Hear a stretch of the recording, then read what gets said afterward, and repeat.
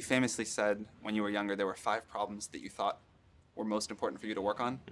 If you were 22 today, what would the 5 problems that you would think about working on be? Well, first of all, I think if somebody is doing something that is useful to the rest of society, I think that's a good thing. Like, it doesn't have to change the world. Like, you know, if you're doing something that has high value to people, and frankly, even if it's something, if it's like just a little game, or the some improvement in photo sharing or something, if it has a small amount of good for a large number of people, that's, I mean, I think that's fine. Like, stuff doesn't need to be changed the world just to be good. But in terms of things that I think are most likely to affect the future of humanity, I think AI is probably the single biggest item in the near term that's likely to affect humanity. So it's very important that we have the advent of AI in a good way. That is something that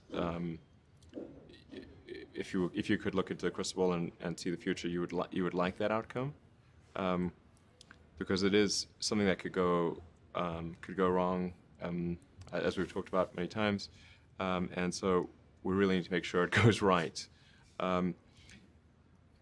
That's I think AI, working on AI and making sure it's a great future. That's the most important thing I think right now.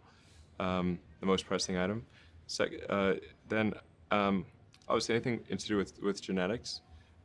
If you can actually solve genetic diseases, if you can prevent dementia or Alzheimer's or something like that, with genetic reprogramming, that would be wonderful. So I think there's genetics. It might be the sort of second most important item.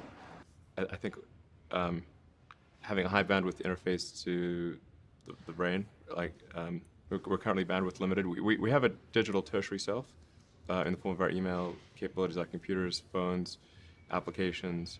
We're effectively superhuman, but we're extremely bandwidth constrained in that interface between the cortex and your sort of that tertiary digital form of yourself. And helping solve that bandwidth constraint would be, I think, very important for the